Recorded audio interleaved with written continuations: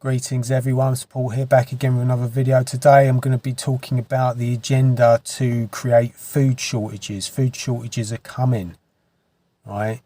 And it's an agenda that the governments are pushing to reduce the food supply by 50% each year over the next 3 years. So a video was posted on a Telegram group that I'm a part of, and I'm going to play this video and let that speak for itself. So here we go. Hi guys and gals. Just a little heads up really. I've just got out of a meeting with a few people, one in particular, a farmer, and he's just been enlightening us as what's going on in Europe. You may have seen it on social media. It's not being put on the news, on mainstream news, about the farmers' revolts in throughout Europe, France, Holland, Germany, Romania, Poland, and Italy. It's going on everywhere, but you're not seeing it on the mainstream news. And he was telling us why it's happening, and what it is.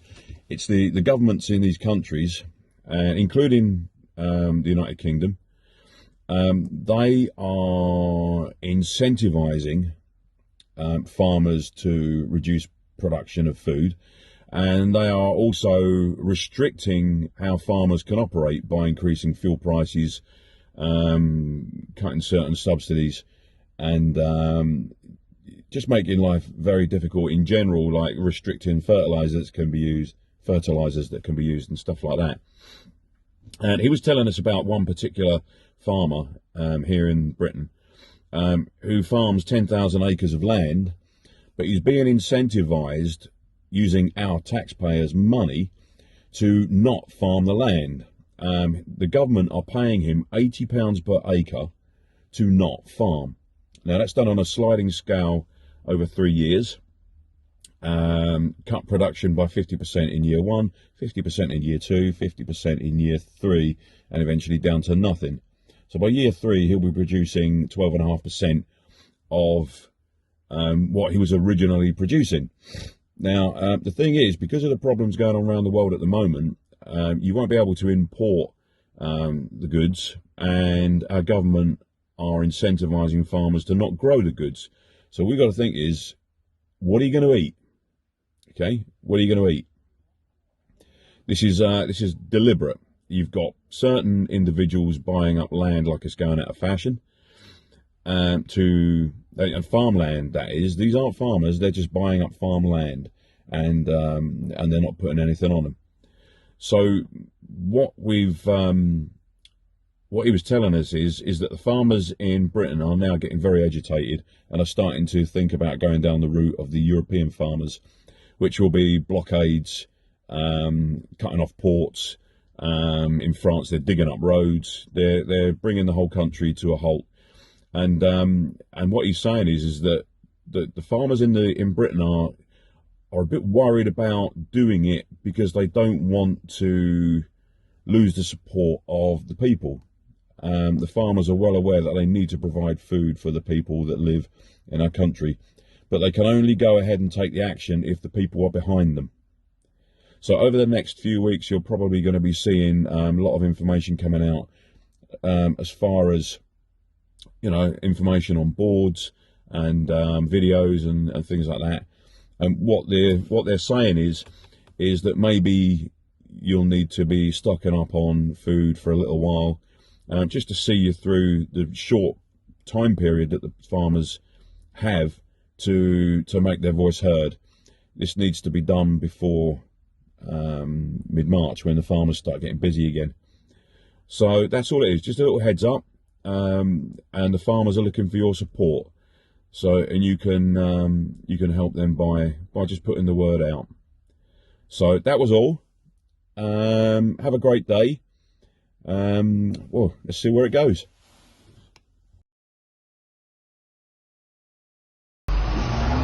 It's official.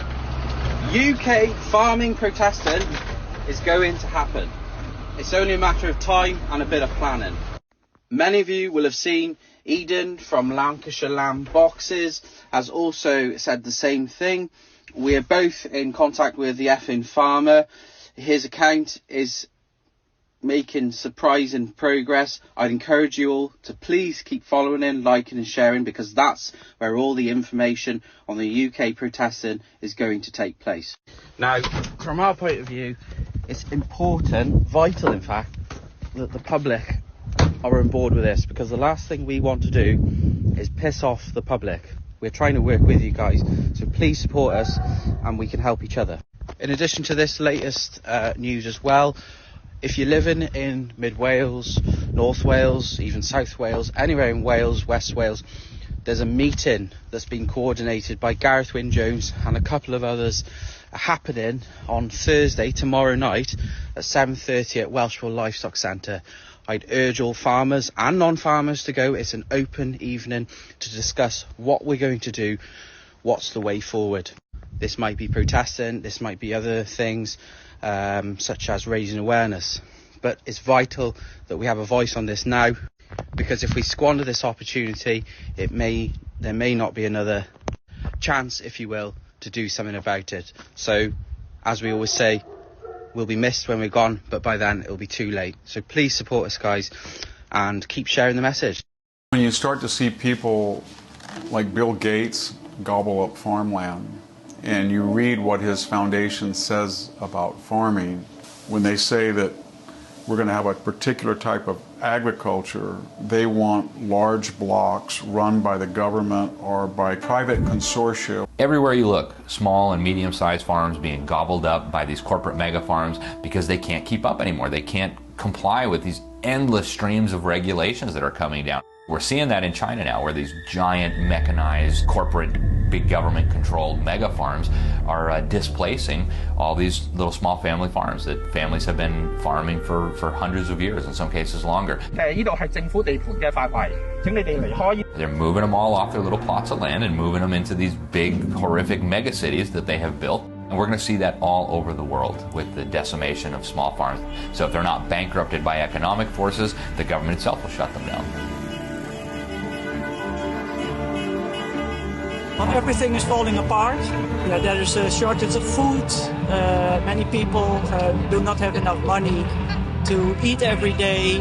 Everybody's out here today because they understand that when our government actually expropriates our farmers, we're all next. Not just Holland is now facing these types of regulations, but you can see the attack on farmers all over the world. It's an agenda that is carried out on a global level, that is being pushed through government officials in respective countries.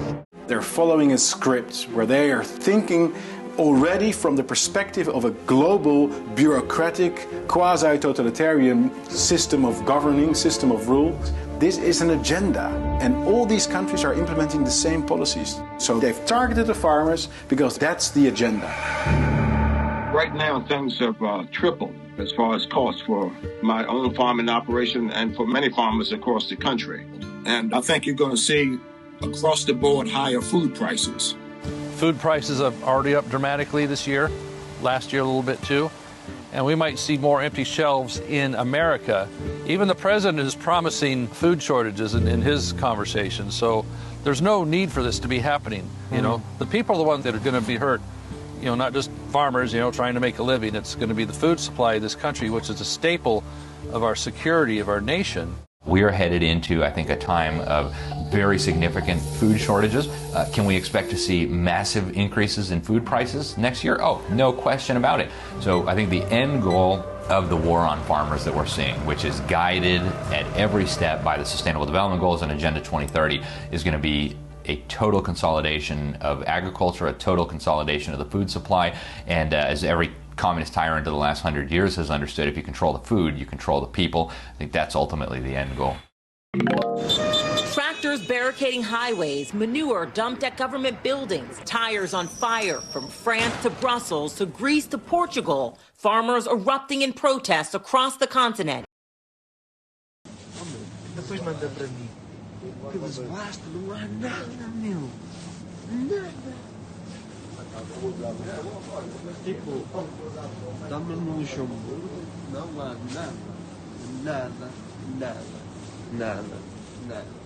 Nada. Isto é tudo culpa dos franceses. Isto é culpa dos franceses. Vamos passar muita fome. So as you can see from that video, it's probably a good idea to start stocking up extra food, you know, just in case, you know, if there are food shortages. I mean, we know there's an agenda to create food shortages, but even in the short term with the protests, there's likely to be food shortages in the short term, which can then be pinned on the farmers, you know, and say, look what the farmers are doing, they're creating the food shortages. So it's a good idea, if you are shopping or buying food in the supermarket, is to just buy extra and have some extra food put aside, you know, for such an emergency. So that's it really. I think I'll leave it there. So hope you found this video useful. Please do not forget to subscribe to this channel if you haven't already done so, and share this video with anyone you think would benefit from seeing it. Do give me a thumbs up, and I'll see you again on the next video. Bye bye for now.